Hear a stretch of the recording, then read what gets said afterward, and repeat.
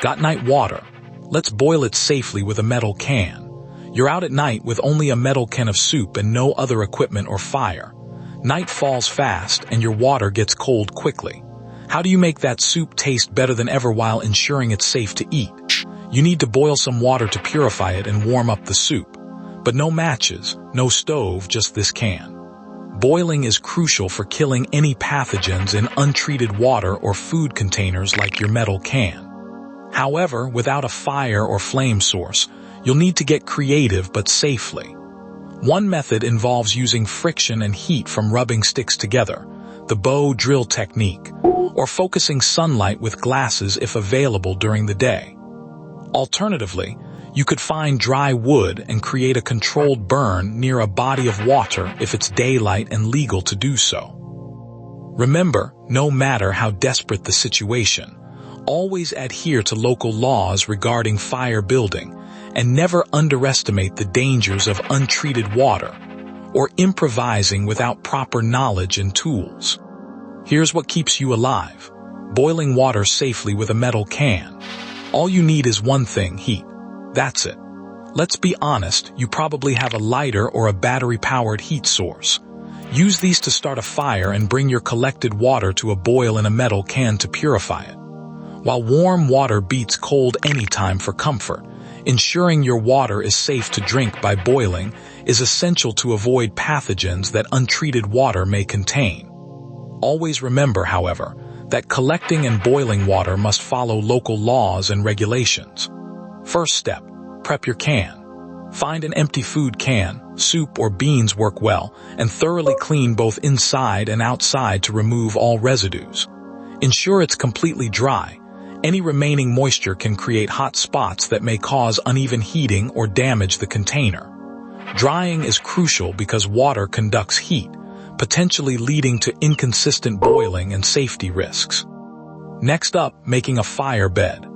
Dig a shallow hole in the dirt or sand, roughly 15 inches deep by 12 inches wide. Line the bottom with rocks to create a stable base. Rocks retain and reflect heat back into your can, but ensure they're clean and free of contaminants that could leach into your water. Mistake most people make here: using wet sticks. Wet wood won't ignite easily, so find dry twigs and branches. Always check local regulations before starting any fire in the wilderness to avoid legal issues and environmental damage. Now build a fire around your hole. Lay down some tinder like dry leaves or paper shreds, then light it up. Gradually add small twigs and branches to keep the flame steady. The fire should be consistent but not roaring hot. Too intense heat can damage the can or cause uneven boiling. A gentle flame is best for a controlled heat that'll safely boil your water without risk of burning the container or spilling the contents. Once the fire's warm, place your can in the center of the hole. Let it sit there for a minute or two to preheat the metal. This step is crucial because an ice cold can won't heat up quickly enough, potentially leading to uneven heating and inefficient boiling. Wait until the bottom of the can feels warm before you proceed.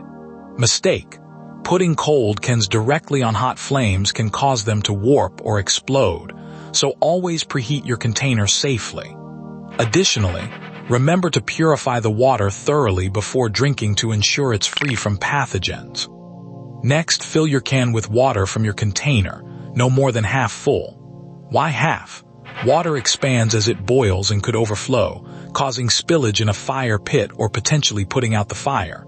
If you're out of clean water, find the nearest stream or puddle and filter it through cloth to remove debris. Mistake: overfilling can lead to spills and messes, or even extinguishing your heat source. Always ensure water is properly filtered before boiling to eliminate pathogens that could cause illness. Once your can is filled with water, place it back on the heated bed. Let it sit there while the flames dance around it, but keep a close eye on it. The fire should be steady and controlled. Avoid letting the flame roar up around the can to prevent scorching or burning off the water too quickly. If you see smoke coming from the sides of the can, lift it slightly to let air circulate freely underneath. Remember, always purify your water before drinking by bringing it to a rolling boil for at least 1 minute. longer at higher altitudes, to ensure it's safe from pathogens. Also, be mindful that local laws and regulations may apply when gathering or using natural resources like firewood. Check them beforehand if you're in an unfamiliar area. As your can heats up, pay attention to the steam rising from the edges. When you see continuous and thick steam coming out, it typically indicates that the water inside is close to boiling. However, for safety, always use a thermometer or wait until bubbles rise vigorously to confirm the water has reached 100 degrees Celsius, 212 degrees Fahrenheit. Don't touch the can. Keep your distance since metal heats up quickly and can cause severe burns. Mistake: reaching in too soon without proper temperature verification. To ensure your water is boiled safely, bring the water to a rolling boil where large bubbles are continuously rising to the surface. A pinch of salt can help you see this more clearly as it'll dissolve quickly once the water reaches boiling point. If the water isn't yet boiling and the salt doesn't dissolve instantly, continue heating until you see consistent bubbling and steam. Boiling generally takes about 5 minutes from when you start to see steam rising, but always ensure it's at a rolling boil to kill any pathogens. Rushing or guessing can be dangerous.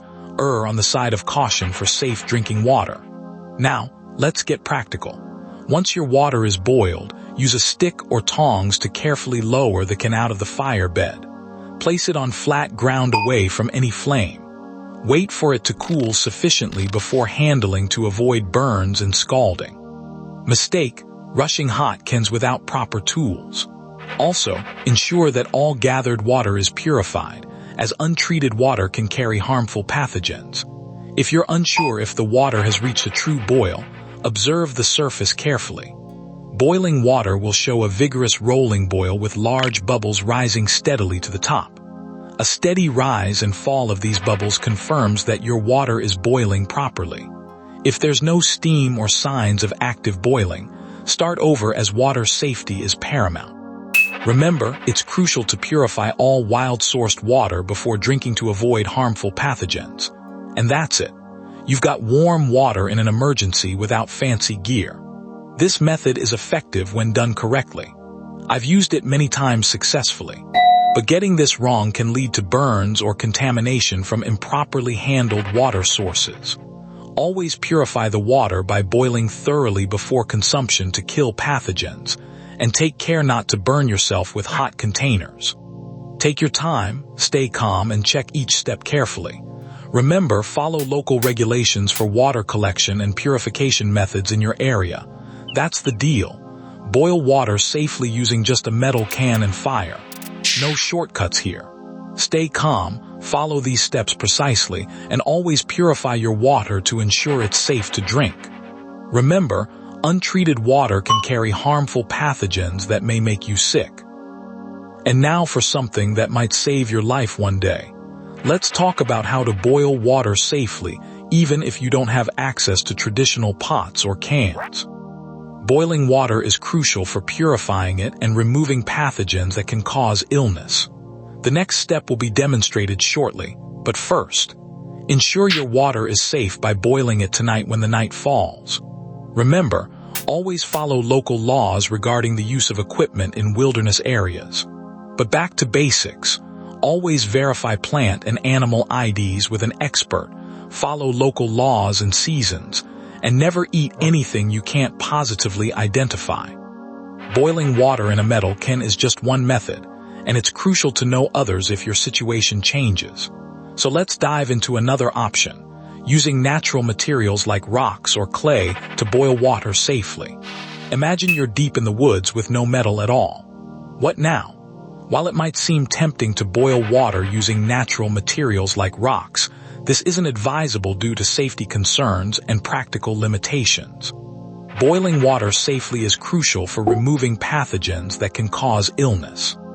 Instead, if you have a plastic bottle or another non-metal container, you can use solar distillation to purify water, a safer alternative in survival situations.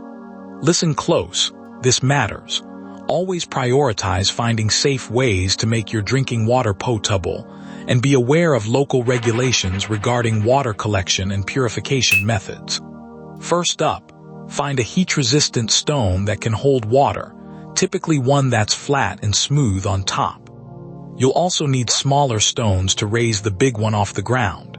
This setup lets air circulate beneath, creating space for the fire's warmth to reach your rock pot. If you don't have a metal can or other container, you can boil water directly in the stone pot. No knife, no matches, no light source. What now? Remember, if using natural methods like boiling water in stones, always ensure your setup is safe and stable to prevent accidents. Additionally, make sure you follow local laws and regulations regarding campfires and open flames. Here's how it goes. Build a small fire using dry kindling and sticks. Once you have a steady flame, place your metal can on top of smaller stones arranged in a pyramid shape to elevate it above the coals. This is crucial because if the heat isn't evenly distributed, your can could warp or melt. Always ensure that water is purified before drinking by bringing it to a rolling boil for at least 1 minute, or longer at higher altitudes, to kill any harmful pathogens. Remember, local laws and seasons may restrict open fires in certain areas. Check regulations before starting a fire. Now, gather some clear water from a nearby source, avoiding stagnant pools. Pour the water slowly and carefully over your heated stones inside a metal can or another suitable container to control the flow. The goal is to heat the water until it starts bubbling around the edges of the stone. This method might take longer than using a metal can directly, but ensures you have hot water for purification. Always remember, untreated water can carry harmful pathogens, so boiling or another form of purification is essential before drinking. Additionally, be sure to follow local laws and regulations regarding water collection in wilderness areas. Tomorrow on the Survival Files, read animal tracks to find water fast.